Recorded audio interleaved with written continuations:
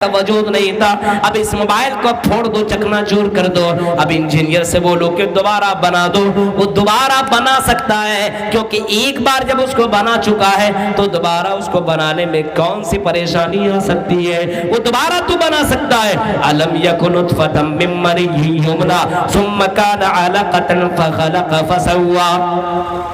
जब इंसान एक हकीर कतरी से पैदा किया गया, मालूम है अलम यकुन नुतफतम मिन मनिय्यिन युमना, एक हकीर कतरा था, वो एक उछलता पानी था वो।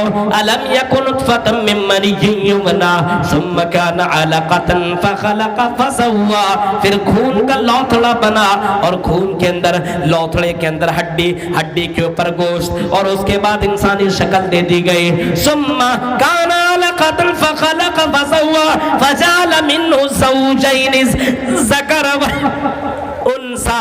फिर इंसान को, फिर अल्लाह ताला ने मर्द और औरत की शक्ल को इख्तियार कर दिया और रहमे मादर के अंदर ये सारी चीजें अल्लाह ताला ने बना डाली। फिर अल्लाह कहता है अलैसा ज़ालिका बिक़ादिरिन अला युहयिल मौता, कि अल्लाह ताला इस बात के ऊपर कादिर नहीं है, इस बात के ऊपर कादिर नहीं है कि अल्लाह ताला दोबारा जिंदा करेगा, दोबारा उठाएगा, दोबारा इंसान को जमा करेगा, दोबारा मरने के बाद कब्रों से जमा करेगा। क्या इस बात के ऊपर कादिर नहीं है? बला, क्यों नहीं अल्लाह ताला इस बात के ऊपर कादिर है। उसी का बयान अल्लाह कह रहा है, ऐ मेरे नबी कह दो कुल बला व रब्बी लतुबअसुन्ना, अल्लाह की कसम मेरा अल्लाह जरूर तुम्हें दोबारा जिंदा करेगा और तेरे अमलों का हिसाब अल्लाह ताला लेगा। व ज़ालिका अलल्लाहि यसीर, ये अल्लाह के लिए बहुत ही ज्यादा आसान है। मुबश्शिर, अल्लाह के नबी सल्लल्लाहु अलैहि वसल्लम को बशारत देने वाला बना करके भेजा, बशारत देने वाला। ये काम करो तो जन्नत, ये काम करो तो जन्नत, ये काम करो तो जन्नत। उन्हीं बशारतों में से एक बशारत अल्लाह के नबी ने ये भी सुनाई, ये भी बताया, आपने बताया जो मस्जिदों की तामीर करने वाला हो उसको जन्नत की बशारत सुनाई। मस्जिदों की तामीर करने वालों को मुहम्मद रसूलुल्लाह ने जन्नत की बशारत सुनाई और आपने फरमाया मम बना लिल्लाह मस्जिदन बनल्लाहु लहू बैतन फिल जन्ना, जिसने अल्लाह के लिए घर बनाया, जिसने अल्लाह के लिए मस्जिद बनाई, जिसने अल्लाह के लिए घरों की तामीर की, कि ये घर मैं इस वजह से बना रहा हूँ ताकि लोग यहाँ पे अल्लाह की इबादत करें, अल्लाह का नाम लें, अल्लाह ही को पुकारे। मस्जिद इसी वजह से बना रहा हूँ, इसी वजह से बना रहा हूँ कि मस्जिद बना रहा हूँ ताकि लोग यहाँ करके नमाज पढ़े, अल्लाह की इबादत करे, अल्लाह को याद करे। फरमाया मन बना लिल्लाहि मस्जिदन बनल्लाहु लहू बैतन फिल जन्ना, जिसने दुनिया में अल्लाह के लिए घर बनाया अल्लाह ताला उसके लिए जन्नत में भी घर बनाएगा, उसके लिए भी अल्लाह ताला मकान बनाएगा, उसके लिए अल्लाह ताला जन्नत में एक महल बनाएगा। अब बताओ मुसलमानों, बरारी के लोगों, हम अपनी ताकत से अल्लाह के लिए घर बना रहे हैं, अल्लाह ताला अपनी ताकत से, अल्लाह ताला अपनी ताकत से तेरे लिए घर बनाएगा। हमारे पास ताकत है, हमारे पास ताकत है, हम ईंट से और अपने उस अल्लाह के घर को ईंट से हम बना रहे हैं और अल्लाह के घर के अंदर बेहतरीन से बेहतरीन चीजों को हम उसके अंदर अटैच करने की कोशिश कर रहे हैं, उस घर को हम डेकोरेट करने की कोशिश कर रहे हैं ताकि मस्जिद और ज्यादा खूबसूरत लगे और ज्यादा अच्छी लगे। अल्लाह का घर है, चलो हम अल्लाह के घर में पैसा लगाए। अल्लाह ताला कह रहा है, अल्लाह के नबी फरमाते अल्लाह ताला उन बंदों के लिए जन्नत में भी घर बनाएगा। अब अल्लाह कैसे घर बनाएगा? जिस अल्लाह के पास खजाने की कमी ना हो, जिस अल्लाह के पास खजाने की कमी ना हो, और खजाना इतना खजाना। इमाम अहमद इब्न हंबल कहते हैं, उसकी किताब इमाम अहमद इब्न हंबल ने अपने मुसनद के अंदर लिखा है कि सारे दुनिया के लोग मिल जाएं, सारे दुनिया के लोग, इंसान, जिन सब की सब खजाने जो अल्लाह ताला ने बनाए, उन खजानों का इस्तेमाल अपने اپنے اپنے مطابق لے لیں. اللہ مجھے اتنا چاہیے, مجھے اتنا چاہیے, مجھے اتنا چاہیے, مجھے اتنا چاہیے, اور اللہ تعالیٰ سب کو دے دے گا اس کے من کے مطابق. اللہ تعالیٰ اس کو دولت عطا کر دے. اللہ کے نبی فرماتے تمہیں معلوم ہے اللہ کے خزانے میں کتنی کمی آئے گی؟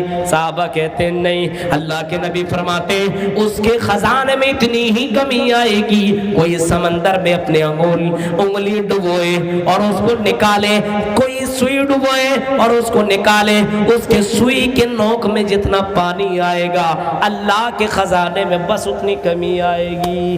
غور کرو, محمد رسول اللہ صلی اللہ علیہ وسلم کو بشارت دینے والا بنا کر کے بھیجا. اے نبی, ہم نے آپ کو بشارت دینے والا بنا کر کے بھیجا ہے. جنت کی بشارت سنا رہے ہیں.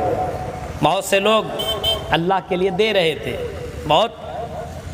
بہت بڑی بات ہے کہ اللہ کے لیے آدمی قربانی کر دے, قربان کر دے مال کی. ہاں, ابھی تو پیسے کی قربانی دے رہے ہیں نا, ضرورت پڑے تو اپنی جان کی بھی قربانی دے دو اس جنت کے لیے. ضرورت پڑے تو اس جنت کے لیے اپنی جان کی بھی قربانی دے دو. یہ بہت بڑی بات ہے. ضرورت پڑے تو اپنی جان کی بھی قربانی لگا دو, اس جنت کے لیے جان کی قربانی دے دو. یہ میرے بھائیوں پھر بھی بہت کم ہے, کیونکہ جنت ایسی ہے ما لا عین رات ولا اذن سمعت ولا خطر علی قلب بشر. فرمایا جنت ایسی ہے جس کو کسی آنکھ نے دیکھا ہی نہیں ہے. ما لا عین رات ولا اذن سمعت, کسی کان نے سنا ہی نہیں ہے. ولا خطر علی قلب بشر, کسی کے دل و دماغ میں خیال تک بھی نہیں آیا جنت کیسی ہے. اتنی زبردست جنت, اتنی زبردست جنت ہے. اس جنت کے لیے مال کے قربانی دے کر کے اگر کوئی جنت پا لیتا ہے تو بہت بڑی بات ہے, بہت بڑی بات ہے. اسی جنت کو پانے کے لیے صحابہ کرام نے کچھ بھی لیٹ نہیں کیا, دیر نہیں کیا. ایک صحابی ہے اور وہ صحابی میدان جہاد میں شامل ہے. میدان جہاد کے اندر کھجور کھا رہے ہیں, کھجور اپنے ہاتھ میں لیے ہوئے ہیں اور اللہ کے نبی صلی اللہ علیہ وسلم سے سوال کرتے ہیں, اور اللہ کے رسول یہ بتائیے میں میدان جہاد میں اگر میں شہید کر دیا گیا تو کیا میں جنت کے اندر چلا جاؤں گا, کیا میں جہنم سے بچ جاؤں گا, کیا میں میدان جہاد میں اللہ کے لیے اور اللہ کے اس دین کے لیے لڑتے لڑتے اگر میں شہید کر دیا گیا, انتقال کر گیا, مر گیا, تو کیا اللہ کے رسول یہ بتائیے میں جنت میں جاؤں گا؟ آپ نے فرمایا ہاں. اے صحابی, اگر تم اس دین کے لیے اگر تم نے اپنی جان کی بازی لگائی تو تم جنت کے اندر جاؤ گے. اس صحابی نے کھجور کھانا بھی گوارا نہ کیا. جب اتنی قریب سے جنت میں آدمی جا سکتا ہے, اس نے کھجور پھینکا اور وہاں سے دوڑ دیے میدان جہاد میں اور لڑتے لڑتے شہید کر دیے گئے. جنت کی ایسی تڑپ کائنات نے دیکھی نہیں ہے. جنت کو پانے کے لیے کھجور کھانا گوارا بھی نہ کیا.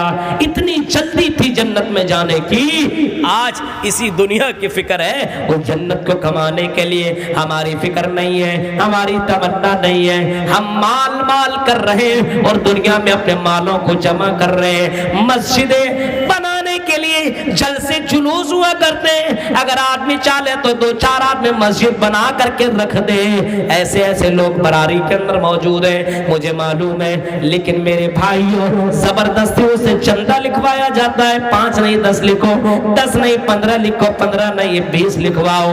میرے بھائیوں, اس کے پاس اتنی طاقت ہے, وہ اللہ کے راہ میں دے سکتا ہے, وہ اللہ کے راہ میں خرچ کر سکتا ہے. اور خرچ کرنے سے گھٹتا نہیں ہے, خرچ کرنے سے بڑھتا ہی چلا جاتا ہے. خرچ کرنے سے اس کی زندگی میں کمی نہیں آئے گی. اللہ کے راہ میں خرچ کرو گے تو اللہ بھی تیری زندگی میں خرچ کرے گا.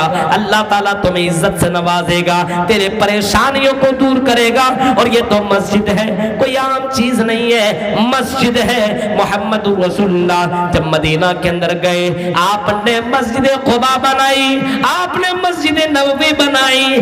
اللہ کی قسم ذرا غور کرو میرے بھائیوں، نبی اکرم مسجد بنا رہے اور لوگوں کو مسجد کے لیے کہہ رہے، کون ہے جو مسجد کے لیے اپنے مال کو قربان کرے؟